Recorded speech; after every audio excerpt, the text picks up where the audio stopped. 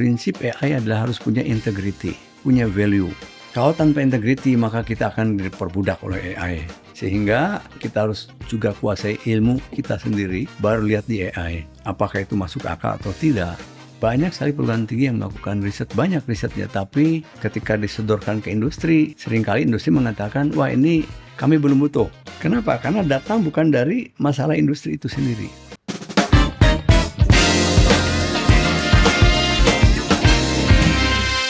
Selamat datang kembali di Cerita Industri. Hari ini kita telah kedatangan tamu, seorang akademisi, tentu kiprahnya di dunia pendidikan sangat hebat. Pernah jadi orang nomor 1 di ITB selaku rektor di tahun 2015 sampai 2020. Dan saat ini juga beliau telah menjadi rektor di Universitas Trisakti. Siapa lagi kalau bukan Profesor Kadarsyah di IAE. Selamat datang Prof. Apa kabar? Kabar baik, Mas Bian. Alhamdulillah. Iya. Ya. 2 hari kemarin Prof, ada Prof hadir di forum RSPO. Kemudian Trisakti menjadi salah satu universitas pertama yang masuk dalam keanggotaan. Mungkin bisa diceritain sedikit Prof. Iya, RSPO itu kan suatu forum roundtable untuk palm oil. Tapi intinya adalah bagaimana kita mengoptimalkan sumber daya alam, tapi tetap dengan menjaga keutuhan lingkungan. Nah, salah satu yang memang agak seksi itu kan adalah urusan sawit, palm oil. Sehingga itu ada forumnya khusus namanya RSPO tadi, yang tujuannya adalah reminding pada semua pihak bahwa palm oil bagus kalau kita manfaatkan, tapi juga jangan sampai mengganggu kelestarian lingkungan. Baik. Jadi itu intinya. Mungkin kita akan jauh banyak membahas tentang bagaimana nanti peran Trisakti. Soalnya saya baca di statement Bapak di terakhir bilang bahwa Universitas Trisakti siap berkomitmen untuk menjadi solusi bukan hanya di akademik tapi solusi untuk di tengah-tengah masyarakat juga. Betul. Ini merupakan komitmen yang luar biasa. Ya. Mungkin kita kilas balik sejenak Prof di 30 tahun belakangan. Prof pernah menjadi seorang mahasiswa S1 di ITB. Ya. Mungkin bisa ceritain sedikit Prof kenapa memilih teknik industri? Nah, ini menarik ini ceritanya. Jadi waktu masuk ke ITB pertama kan kita ke TPB dulu, belum dijuruskan. Oke. Tingkat persiapan bersama. Di situ digodok 1 tahun, tahun kedua dijuruskan. Nah, ketika mau penjurusan, saya sempat bingung mau kemana ini. Saya sebetulnya ingin masuk elektro tadinya. Tapi kakak saya kan elektro juga. Beliau bilang, udahlah jangan elektro semua. Gak usah ke elektro, ke yang lain saja. Saya nanya ke kakak saya. Beliau menyarankan teknik industri. Jadi itu inspirasi dari kakak saya. Kenapa? Karena saya sendiri belum banyak tahu waktu itu tentang teknik industri. Tentu kakak saya yang waktu itu sudah lebih dari 4 tahun di ITB yang lebih mengetahui. Maka berkat kepercayaan saya kepada kakak saya, maka saya pilih teknik industri waktu itu. Oh, jadi sebelum masuk di S1 sebagai mahasiswa S1 teknik industri memang itu berangkat dari sosok kakak ya. Kakak Prof, saya, ya. Kemudian dari S1 lanjut S2, S3 di Prancis. Mungkin Ya. bisa diceritain sedikit Prof. Oke, jadi waktu itu tahun 86, bulan Maret tanggal 8 saya di wisuda. Terus mendapat 3 tawaran pekerjaan. Apakah ke Bank Indonesia waktu itu boleh tanpa testing untuk IP tertentu. Saya masuk dalam kriterianya. Yang kedua ada konsultan Inggris menawari juga. Tentu kalau konsultan asing katanya gajinya lumayan. Yang ketiga ditawarin jadi dosen. Saya bingung, akhirnya balik ketemu ibu saya. Saya nanya ke ibu saya, karena buat saya adalah apa kata ibu lebih penting daripada titah raja. Ibu saya mengatakan, udah pilih dosen saja, tanpa alasan apapun. Hanya saya pilih dosen. Nah setelah jadi dosen, kan dosen nggak boleh hanya S1 waktu itu, sampai sekarang malah. Akhirnya saya apply S2. Tadinya sebetulnya mau ngambil S2 di Amerika. Ada program IUC, Inter University Center. Saya udah lolos wawancara, tinggal ngurus visa untuk paspor, dan satu lagi harus izin dari program studi, dari jurusan. Rupanya jurusan belum mengizinkan karena ada alasan bahwa kalau ambil program ini, kalau sudah pulang waktu saya 70% buat di program IUC, 30% di prodi. Nah, keberatan lah jurusan. Ya udah, saya katakan ini mungkin yang terbaik, nggak jadi ke Amerika. Tapi 2-3 bulan kemudian ada tawaran ke Perancis. Saya wawancara, alhamdulillah lulus, lalu pergi ke Perancis. Nah, waktu itu ke Perancis mau ngambil S2 bidang apa. Tapi sebelum berangkat, saya itu kan waktu itu sempat jadi asisten dari pembimbing saya juga, pembimbing skripsi, Profesor Iftikar Sutalaksana, almarhum. Waktu itu saya asisten beliau di Lab Methods Engineering. Lab Teknik Tata Cara waktu itu nama Indonesianya. Lalu Pak Iftikar itu juga menginisiasi mencoba membuka lab yang baru namanya sistem produksi. Beliau titip pesan pada saya, coba pelajari sistem produksi. Nah, saya ke Perancis akhirnya cari sekolah yang ada berkaitan dengan sistem produksi. Dapatlah sekolah di École Centrale Paris. Di Paris itu tempat sekolahnya Gustave Eiffel yang bikin menara Eiffel. Wow. Sama sekolahnya Peugeot yang bikin mobil Peugeot. Orang Prancis menyebutnya Peugeot, mobil Peugeot. Diwawancara lagi di sana. Diwawancara, dapatlah sekolah S2 sekaligus dapat pembimbing S2. Nah, di situ itu kan program Industrial Engineering yang berorientasi pada manajemen inovasi teknologi.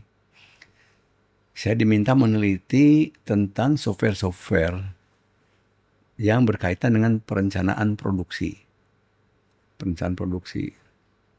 Maka S2 saya waktu itu analisis kritik terhadap software production system, production management. Akhirnya lulus S2, tapi setelah lulus S2, si pembimbing manggil, kamu mau ikut saya enggak ngambil S3? Tapi harus pindah dari Paris ke Marseille. Waduh, saya katakan kalau cari pembimbing yang cocok lagi susah. Saya akhirnya putuskan ikut beliau ke Marseille. Tapi beliau menawari lagi, kamu teruskan topik S2 tentang software-software dalam manajemen produksi. Tapi sekarang kamu harus bikin originality, kebaruan, yang salah satu di dalamnya harus buat software decision support system dalam manajemen produksi. Akhirnya saya merenung, cari pembimbing yang cocok susah lagi. Ya sudah, saya ikut beliau ke Marseille. Maka ngambillah S3 dalam bidang Computer Aided Decision Support System in Production Management, yang intinya melakukan integrasi antara perencanaan produksi, scheduling, dan marketing sampai menjadi prototype software. Jadi itu sejarahnya. Cukup struggle ya Pak ya. Jadi kalau misalnya lihat kita sekarang sebagai S1 itu gampang sekali buat yang kayak cari referensi. Mungkin di tahun 80-an agak sulit kali ya. Waduh, nggak ada internet, nggak ada WA. Harus banyak baca, kemudian harus ke perpustakaan sering ya. Betul. Kita lihat kalau misal menurut pandangan Bapak sekarang di era pendidikan sekarang dengan kemudahan dan ketergantungan AI, Ya. pandangan Bapak seperti apa di dunia pendidikan saat ini? Nah, begini, itu penting sekali masalah ini. Sekarang semuanya sudah tersedia. Informasi ada di mana-mana. Ada di Google, ada di medsos, termasuk ada di AI. Semuanya dimudahkan. Tapi kita harus hati-hati, apalagi AI, karena AI itu kalau kita bandingkan dengan jurnal saintifik, kan dalam jurnal itu setiap ada statement yang baru, itu ada sumbernya siapa. Atau ketika kita membuat suatu tulisan karya ilmiah, sumber jurnalnya disebutkan siapa. Tapi ketika AI, kita ada satu statement, kita nggak tahu statement di AI itu pandangannya siapa. Karena semuanya udah bahasa yang ngalir sendiri. Iya. Sehingga kita harus hati-hati, maka yang ada di AI bukan sesuatu yang harus kita telan bulat-bulat. Tapi kita bahkan harus menjadi orang yang beyond the AI. Itulah yang kita lakukan, yaitu mengkritik atau mengevaluasi yang di AI, apakah sesuai dengan prinsip yang ada, kalau tidak kita perbaiki. Nah, yang kedua, prinsip AI adalah harus punya integrity, punya value. Kalau tanpa integrity maka kita akan diperbudak oleh AI. Sehingga pertama syaratnya kita harus juga kuasai ilmu kita sendiri, baru lihat di AI. Apakah itu masuk akal atau tidak. Yang kedua juga dianalisis lah yang ada di AI, jangan diambil begitu saja karena belum tentu itu yang paling benar. Kenapa? Prinsip teknik industri. Tidak ada sistem yang terbaik, tapi selalu ada sistem yang bisa lebih baik kalau kita memperbaikinya. Itu adalah kita ketika interaksi dengan AI. Iya. Gitu. Baik, Pak. Luar biasa. Debrian. Memang menarik kalau kita bahas tentang AI. Cuman saya mau berangkat dari AI mengenai karir Bapak selama di dunia pendidikan. Masih seputar tentang pendidikan ya. Di tahun 90-an akhir, kemudian di tahun 2000-an, Bapak banyak sekali pekerjaan karirnya menjadi seorang leader. Cuman saya penasaran mengenai menjadi seorang akademisi dan menjadi rektor di ITB. Ini menarik nih. Bagaimana ceritanya, Pak? Oke, yang pertama begini ya, kalau di kampus yang namanya rektor, dekan, itu bukan tugas utama, tapi itu adalah tugas tambahan. Karena tugas utama tetap adalah kita dosen, peneliti. Tapi kenyataannya memang bebannya, walaupun tugas tambahan sebagai rektor lebih tinggi, lebih berat bebannya daripada sekedar dosen. Nah, sehingga kita bermain di dua alam. Kalau sebagai dosen ya kita sebagai dosen mengajar. Tapi kalau sebagai rektor itu kan tugas tambahan.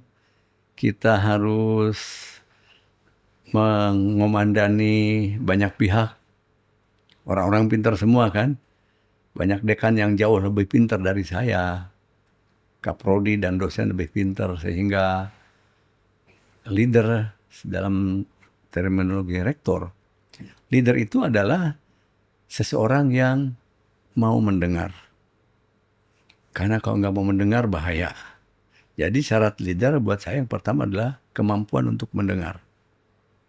Yang kedua, kita harus punya visi ke depan. Tanpa visi, maka orang yang kita pimpin juga tidak tahu mau dibawa kemana.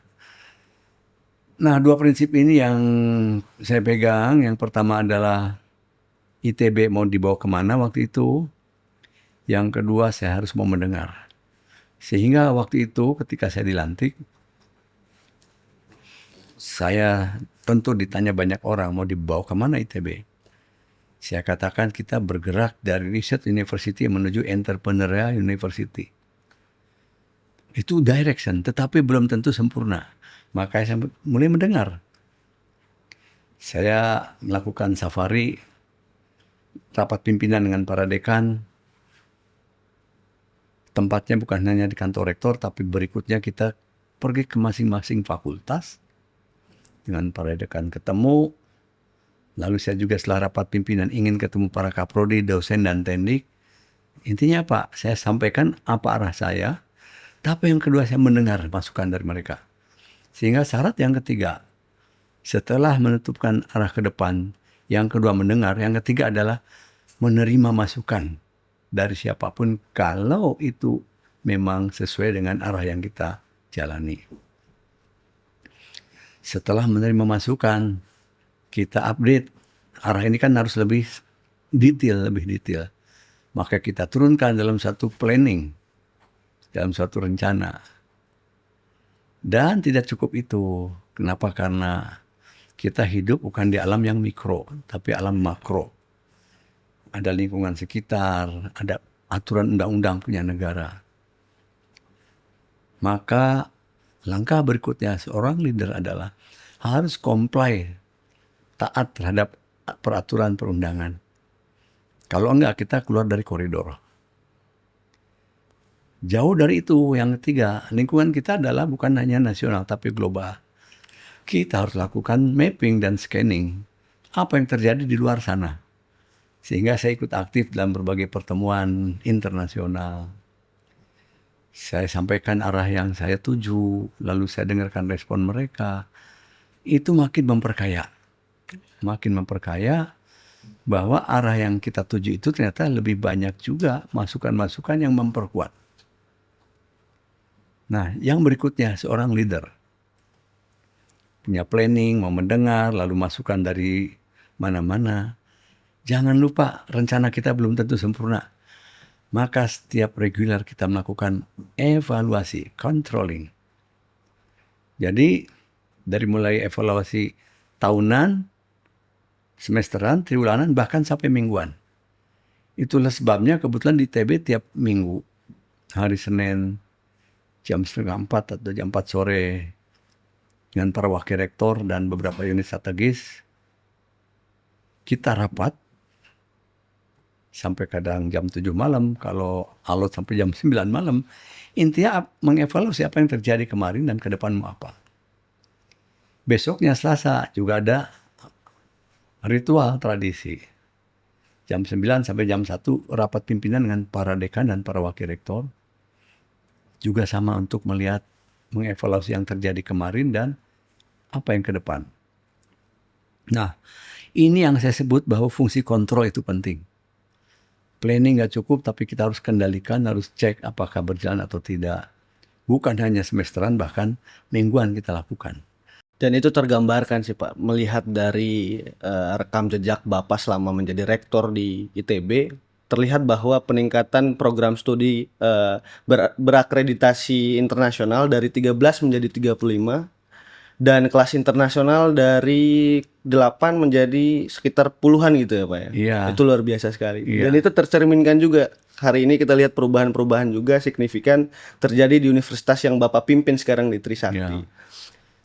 Mengenai hal itu, berbicara tentang tanggung jawab universitas di sebuah negara tentu tidak lepas dari tanggung jawab akademik, bagaimana setiap industri tidak lepas dari riset-riset yang ada di universitas. Bapak selaku rektor sekarang di Trisakti, bagaimana untuk menjembatani itu? Oke, wah ini menarik. Begini, Dek Brian ya, bagaimana interaksi industri dan perguruan tinggi. Saya banyak juga belajar dari negara lain. Suatu saat di bulan Oktober 2015, saya lupa tanggalnya, waktu itu ada kesempatan berkunjung ke MIT. Ada 6 agenda, salah satu agendanya adalah mengunjungi sebuah laboratorium riset. Sore hari kami berkunjung ke lab riset ini. Kebetulan si profesor yang ada di lab riset ini pembimbingnya Pak Sigit Santosa yang di Rut Pindad sekarang. Jadi Pak Sigit ikut saya dan beliau menjadi salah satu guide saya di sana karena beliau sekolah di MIT. Saya tanya ke Pak Profesor itu, lagi bikin apa Prof? Beliau bilang ini ada alat logam kecil segede gini. Saya bilang apa itu? Ini pesanan dari industri katanya. Ada pesanan untuk meningkatkan produktivitas. Lab ini bekerja memperbaiki, ini alat kecil. Setelah bagus dikembalikan ke industri. Di situ saya berpikir bahwa riset di perguruan tinggi ataupun world class riset, ada suatu riset yang bisa menyelesaikan masalah lokal, tetapi hasilnya diakui secara global, termasuk oleh industri itu. Global kenapa? Itu bisa jadi publikasi kan, tapi industri juga ada solusi. Sehingga di situ saya berkesimpulan bahwa interaksi industri dengan perguruan tinggi juga ada syarat yang sangat penting. Yang pertama adanya keterbukaan industri untuk mempercayai terhadap riset yang ada dalam perguruan tinggi. Satu. Yang kedua, adanya upaya dari perguruan tinggi untuk memperkuat kualitas sehingga dipercaya oleh pihak industri. Nah, perbedaan berikutnya adalah banyak industri di luar negeri yang memang punya R&D. R&D inilah kemudian topik tertentu dikerjasamakan dengan perguruan tinggi. Di Indonesia masih sedikit industri yang punya R&D seperti itu. Kalaupun ada, biasanya prinsipalnya yang punya R&D di luar negeri. Nah, ini tantangan buat perguruan tinggi dan industri di Indonesia. Kalau industri itu punya R&D, maka dia pasti punya riset, punya inovasi. Lalu topik tertentu bisa dikerjasamakan dengan perguruan tinggi. Nah, banyak sekali perguruan tinggi yang melakukan riset, banyak risetnya, tapi ketika disodorkan ke industri, seringkali industri mengatakan, wah ini kami belum butuh. Kenapa? Karena datang bukan dari masalah industri itu sendiri. Satu itu. Yang kedua, kalaupun industri punya masalah, dia mestinya punya R&D yang menggodok masalah itu kemudian connect dengan industri. Dengan perguruan tinggi, maaf. Sehingga sama-samalah bekerja perguruan tinggi dan R&D-nya si industri. Sehingga hasilnya langsung bisa dipakai. Nah, alhamdulillah akhir-akhir ini sudah banyak di Indonesia industri yang punya R&D. Contohnya apa? Pertamina kan punya R&D Center. Lalu R&D Center ini bekerja sama contohnya dengan ITB untuk meneliti katalis kimia. Nah, itu sebetulnya arah entrepreneurial university yang saya jalani waktu itu. Saya push semua dosen untuk melakukan riset dan inovasi dan kerjasama dengan industri. Dan saya banyak bersafari ketemu teman-teman di industri untuk mengatakan ini ada sesuatu peluang kolaborasi perguruan tinggi dengan industri. Jadi Brian, begitu kita bicara interaksi industri dan perguruan tinggi, itu memang harus ada common topic, kebersamaan. Paling baik topiknya datang dari industri. Karena itu problem yang harus kita perbaiki bersama-sama. Solusinya ikut didukung dari perguruan tinggi. Kan banyak pasukan perguruan tinggi. Ada yang sedang S3, S2, S1, dosennya punya riset, punya partner di berbagai negara. Itu akan akselerasi melakukan solusi yang basisnya inovasi. Perbincangan konektivitas antara industri dan perguruan tinggi ya memang harus terrealisasi sesering mungkin agar bagaimana permasalahan yang ada di industri bisa perguruan tinggi ikut berkontribusi dalam menyelesaikan persoalan itu. Dan saya yakin bahwa kalau dilihat dari data dan target 8% pertumbuhan ekonomi di Indonesia itu bisa tercapai apabila konektivitas industri dan perguruan tinggi bisa terrealisasi sesering itu. Menurut Iya. Bapak seperti apa? Nah, gini, untuk bisa pertumbuhan yang tinggi, kita memang harus mengarah pada innovation based economy. Jadi ekonomi yang berbasis inovasi. Ketika inovasi muncul, biasanya inovasi itu menciptakan lapangan kerja. Kalau lapangan kerja naik, ekonomi akan tumbuh juga. Nah, oleh sebab itu, konektivitas industri dan perguruan tinggi itu akan mendukung terjadinya inovasi. Kalau inovasinya dipakai industri, berarti innovation based ekonomi akan terjadi. Jadi betul sekali, untuk mendukung pertumbuhan ekonomi, mau tidak mau kita harus perkuat inovasi. Kenapa? Kita lihat contoh negara maju. Jepang, Amerika, China, Korea. Dia inovasinya kuat. Ya. Inovasinya kuat. Tahun 2017 saya sempat ngobrol dengan salah satu partner dari Korea. Mereka ngundang kami ke Korea. Lalu saya makan malam dengan beliau. Makan malam. Lalu jam 6 sore kira-kira saya tanya, Anda kan tahun 70 sama-sama dengan Indonesia posisi ekonominya. Kenapa bisa maju? Salah satunya itu. Adanya inovasi yang mereka lakukan. Buktinya sekarang ada Samsung, ada Hyundai, produk elektronik, dan juga produk-produk manufaktur yang sebetulnya itu dipacu oleh proses inovasi yang konsisten, yang diprogramkan, yang dari waktu ke waktu terus jalan. Nah, jadi Kalau kita mau cepat maju juga sama, masuklah pada innovation based economy. Tapi tidak mudah karena punya 3 syarat. Saya sebut CIS. Commitment, Involvement, Support. Komitmen artinya apa? Ada suatu ketetapan bersama yang disetujui bersama oleh semua pihak yang merupakan suatu program yang sifatnya itu continue, bukan tahun ini jalan, tahun depannya selesai. Ada komitmen di SK kan. Paling bagus SK pada tataran top tertinggi. Bila perlu komitmen dari yang paling tinggi, RI 1. Yang kedua, involvement. Melibatkan semua pihak yang relevan. Industri, perguruan tinggi, kementerian terkait, BRIN, termasuk para investor. Kenapa? Riset yang benar-benar riset perlu dana. Perguruan tinggi yang nggak punya uang cukup. Uangnya kan cuma dari SPP, kalau perguruan tinggi itu SPP paling 35%, pemerintah 30%, sisanya cari sendiri. Yang ketiga, support. Support itu adalah budgetnya disiapkan dan harus mencukupi. Jangan nanggung-nanggung budgetnya. Kalau budgetnya dari pemerintah, jangan yang tahunan. Tahunan itu kan habis tahun harus ada laporan. Tahun depannya belum tentu dapat lagi. Tapi harus multi-year. Kenapa? Inovasi itu ada yang memang perlu waktu panjang. Katalis contohnya, itu kan sejak tahun 90-an. Baru ngebomnya tahun 2017-an baru ke sini. Nah jadi ini perlu CIS tadi, komitmen, involvement, dan support. Kalau nggak ada itu ya parsial nanti, akan parsial. Ini sangat penting.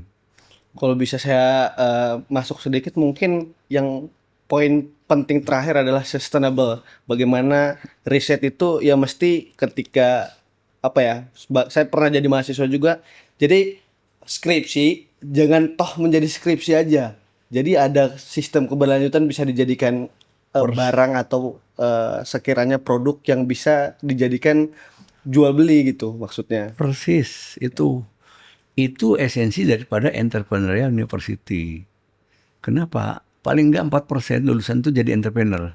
Misal, mahasiswa dia bikin skripsi tapi juga sambil bikin startup. Nah, kesulitan startup ada 3. 1, akses market yang sustainable. 2, akses pada investor. 3, ekosistemnya. Kalau ini terjamin, maka si startup itu akan diinkubasi sampai dia bisa mandiri. Jadi betul Debian, kalau nanti seorang mahasiswa mau jadi entrepreneur startup, 3 ini harus terpenuhi. Makanya di ITB kita punya LPIK, Lembaga Pengembangan Inovasi Kewirausahaan.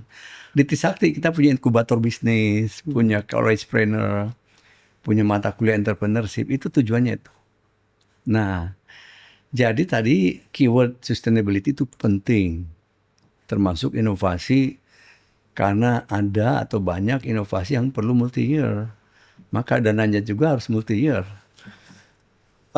Saya tertarik Pak mengenai industri kunci apa yang bisa menopang target 8% ini. Oke, good. Gini, tahun 2017 apa 18 saya lupa. Waktu itu di ITB ada teman-teman yang menciptakan handphone nasional. Kan di dalamnya ada chip, ada semikonduktor, terus ada berbagai komponen. Terus diresmikanlah oleh Menteri Dikti waktu itu Prof. Nasir di Cikarang dalam sebuah pabrik. Jadi itu handphone nasional. Lalu Pak Menteri nanya pada saya, Pak ini supaya bisa berlanjut gimana caranya? 1, saya bilang kita harus punya pabrik semikonduktor sendiri. Kalau enggak kan impor terus. Malaysia udah punya 2 waktu itu kalau nggak salah. Singapura punya 8. Taiwan banyak lagi. Kita belum punya pabrik semikonduktor. Kalau Indonesia sudah punya pabrik semikonduktor yang namanya AC, lalu kulkas, TV, harganya akan jauh lebih murah karena kita produksi sendiri dengan komponen semikonduktor buatan kita sendiri. Tidak tergantung pada luar. Jadi 1, semikonduktor itu sangat penting. 1. Yang kedua, industri bahan kimia, kimia dasar. Kita kan masih import 90% lebih. Kalau itu punya, waduh luar biasa. Kan dari mulai pangan, lalu industri-industri kimia itu banyak, itu perlu kimia dasar, obat-obatan. Dua itu saja, kalau kita punya pabriknya sendiri. Nggak mahal kalau kita mau dibanding daripada benefitnya nanti. Kan kita bicara benefit cost ratio kalau TI. Ya.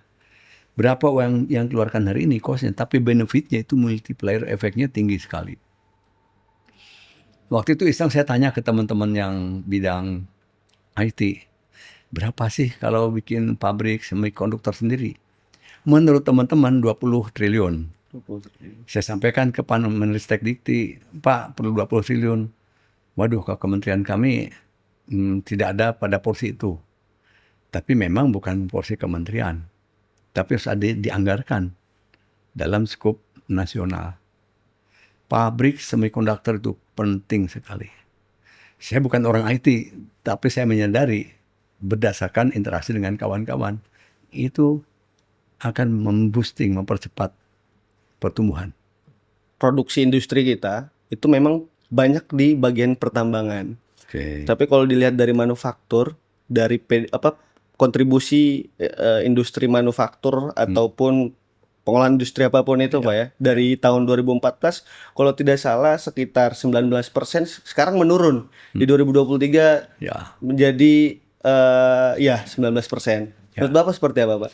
Ya, kan ada daya saing kita itu tergantung pada yang dasar tadi. Semikonduktor, lalu bahan kimia dasar. Kalau makin ke sini kan dolar makin mahal, impor makin susah. Akibatnya apa? Daya juang juga makin lemah. Ya. Jadi itu kemandirian industri juga di situ. Kalau kita balik lagi ke ini Pak, di dunia pendidikan, kurikulum saat ini cukup responsif tidak di teknik industri Ya. untuk merespon ini? Ya, jadi dari kurikulum TI itu kita kan punya body of knowledge yang 14 buah body of knowledge. Ada operation research, lalu ergonomi dan yang lainnya. Tapi body of knowledge itu kan sebetulnya suatu frame, satu kerangka. Tapi yang saya menarik dan saya sangat senang dengan teman-teman BKTI dan juga BKSTI, itu mereka itu sangat responsif terhadap apa yang terjadi di lingkungan kita, baik dalam maupun di luar. Jadi menurut saya alhamdulillah teman-teman teknik industri, para pengelola TI, para dekan, para kaprodi, mereka sangat responsif, sangat sigap untuk selalu updating terhadap apa yang terjadi dan updating dalam kurikulum TI itu sendiri. Dan saya kira bukan hanya untuk TI, untuk bidang apapun. Sekarang itu kan akibat revolusi industri keempat, semuanya berlangsung dengan cepat. Velocity-nya tinggi sekali. Sangat tinggi. Maka kita nggak boleh lengah. Harus selalu updating. Ya. Mungkin topik sebelumnya ini udah terlalu berat Pak menurut saya. Mungkin kita ke quiz time dulu. Boleh. Ya. Judul, kalau boleh tahu judul skripsi Bapak dulu apa Pak? Itu saya buat kan tahun 85, 86. Artinya 40 tahun yang lalu. Judul persisnya harus saya lihat, tapi yang saya ingat itu judulnya tentang membuat standar waktu kerja manusia Indonesia dalam industri. Nah, waktu itu inspirasinya adalah berasal dari standar waktu kerja di Amerika. Ada yang namanya MOST, Minor Operation Sequence Technique. Jadi di Amerika itu ada standar kerja untuk orang yang bekerja secara manual. Contoh ketika bergerak ke sini itu berapa detik, ke sini berapa detik, sehingga ketika ada orang yang bekerja di satu workstation, itu bisa dihitung waktunya totalnya berapa jam. Nah, standar itu saya customize untuk standar Indonesia. Itu bukannya harusnya udah S3 Pak ya, judul skripsi seperti itu? Iya, memang nekat waktu saya nekat ya. Penelitiannya nekat benar. Kalau boleh tahu apa mata kuliah favorit Bapak nih Pak? Jadi mata kuliah favorit waktu kuliah dulu, yang pertama adalah methods engineering, dan yang kedua analisis keputusan. Analisis keputusan. Tambah yang ketiga waktu itu sistem produksi.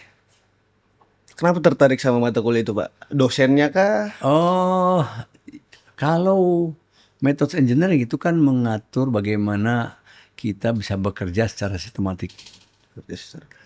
Sistem produksi, karena kita di situ diajarkan bagaimana bekerja secara sistem dari mulai hulu sampai hilir. Analisis keputusan, apalagi kita setiap hari itu membuat keputusan. Sejak bangun tidur sampai tidur kembali itu keputusan. Jadi itu tiga mata kuliah yang saya suka. Filosofis banget ya, Prof, untuk apa namanya di dunia industri. Iya. Mungkin kita udah sampai ke penghujung acara ya teman-teman. Dan Prof, saya mau menutup pertanyaan dengan mungkin pesan untuk fresh graduate teknik industri ke depan untuk menjalani karir seperti apa, Prof?